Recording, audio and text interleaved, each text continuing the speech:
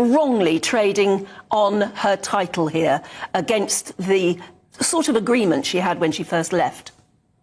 Absolutely not. The whole world knows who she is. She's Meghan, the Duchess of Sussex. That's her title. It's her identity.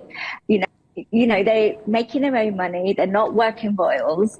And, she's not the first royal to use her title for commercial purposes. If you look at Dutch Original, which is, he was at the time Prince Charles, now the King, his brand, that's a commercial enterprise with Waitrose. So the whole world is not a surprise to the world that she's the Duchess of Sussex. It's who she is. If Prince Harry launched a blog as Prince Harry, I imagine there would be no outrage like there is with Meghan. But because it's Meghan, the whole world hates everything she does. Everything is an issue. What do you think, Joyce? Do you agree with that?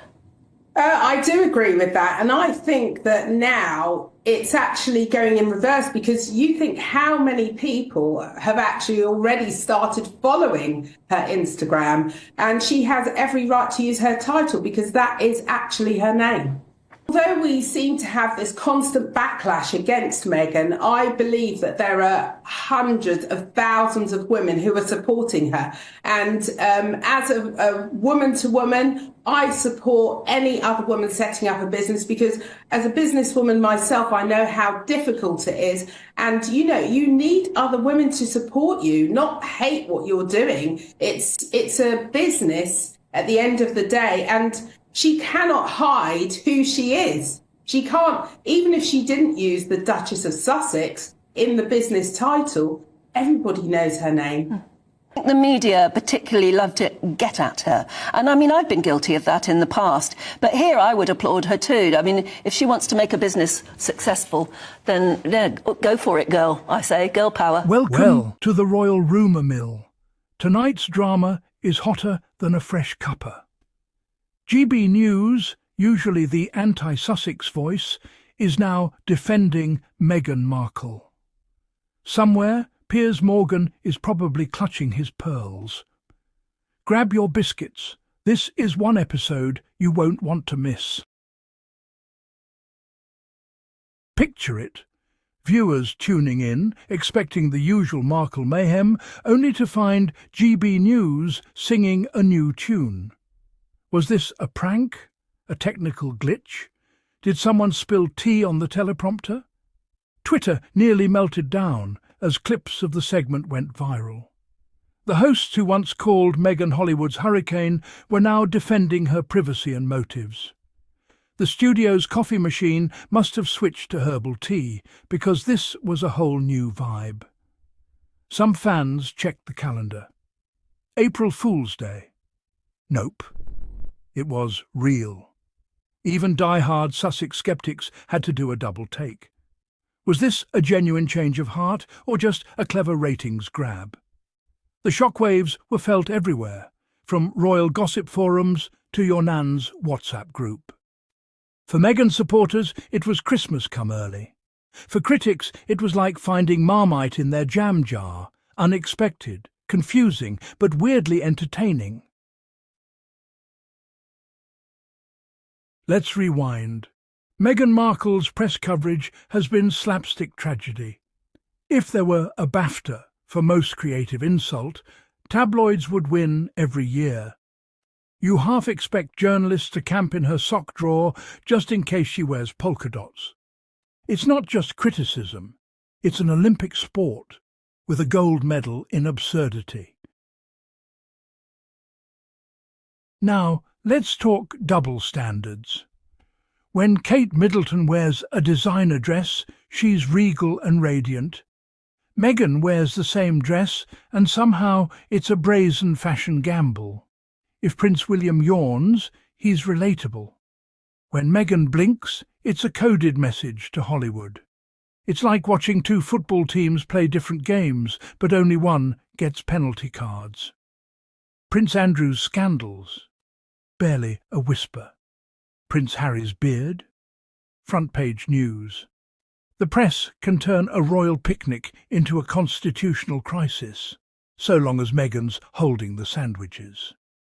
Royal traditions seem to bend like a royal butler's knees when it's not Meghan involved. Let's not forget Fergie's toe-sucking debacle. Now a quirky footnote, while Meghan's salad choices remain headline fodder. It's a double standard so glaring, even Buckingham Palace's chandeliers would squint. So, what happened? Was there a memo? A full moon? A rogue intern who switched the teleprompter? GB News, the station famous for its "let's have a go at Meghan" segments, suddenly switched sides. They even used words like empathy and unfair treatment. Did someone spike the Earl Grey? Viewers rubbed their eyes. Was GB News finally catching up with the plot? Or were they just tired of repeating the same old lines? Maybe they realised that chasing Meghan around the media mulberry bush was getting a bit, well, tired. Whatever the reason, the narrative did a pirouette worthy of Strictly Come Dancing. Suddenly, Meghan was more misunderstood heroine than villainous duchess.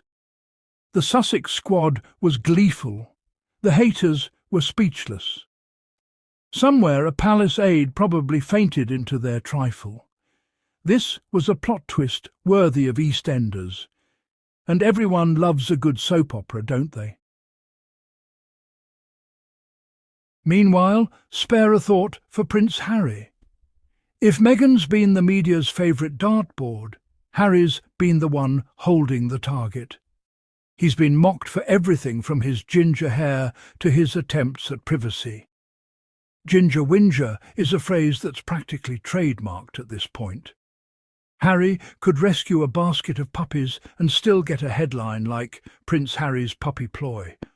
What's he hiding? He laughs too loud at Wimbledon. Harry's outburst rocks royal box. He goes quiet? Is Harry losing his voice? No wonder the poor chap spends more time in California sunshine than under the British press's cloudy glare. If Harry sneezes, someone accuses him of trying to cause a media storm. He's the only royal who could go hiking and end up on the cover of Conspiracy Weekly. Let's be honest. If Harry ever gets a break, he deserves a knighthood for services to resilience.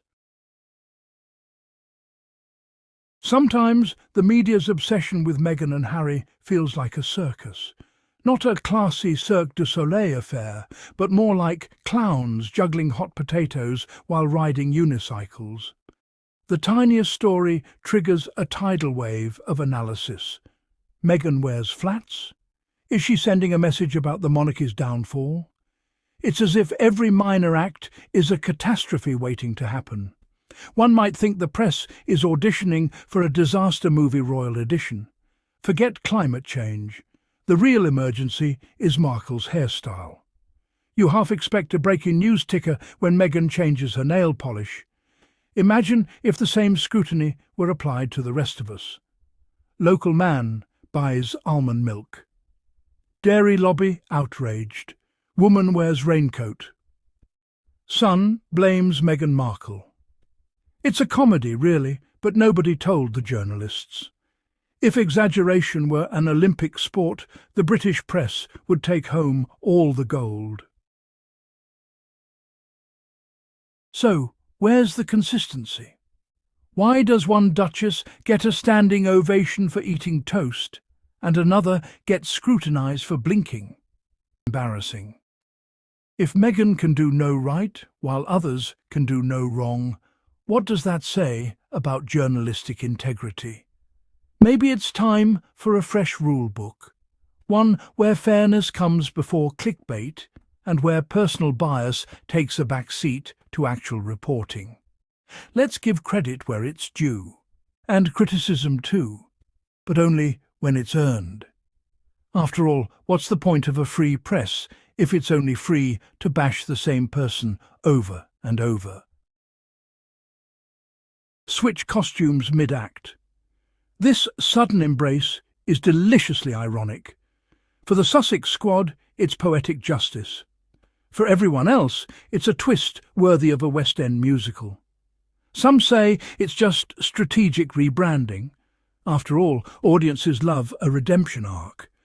But let's face it, it's also a bit like seeing a cat bark. Startling, amusing, and a tad suspicious. The next time GB News runs a Meghan segment, expect popcorn sales to spike. This is prime-time drama, and the cast keeps changing sides. Meghan, for her part, is probably sipping her herbal tea and enjoying the spectacle. If history's any guide, though, the next twist is only a headline away. So, dear viewers, what do you make of this royal roller coaster? Will GB News stick to their new script, or will they do another dramatic U-turn by tea time? Is this the start of a media renaissance, or just a new act in the same old soap? Drop your thoughts below. Do you trust this sudden change of heart? Or is it just a clever ploy to keep the ratings high and the conversation going? And more importantly, who's next for a surprise defence? Prince Andrew? Fergie's corgi? The Queen's handbag? Whatever happens, one thing's clear. When it comes to royal drama, the British press never fails to surprise us. Stay tuned, because next week we might just see Piers Morgan join the Sussex squad. Now, wouldn't that be the greatest plot twist of all?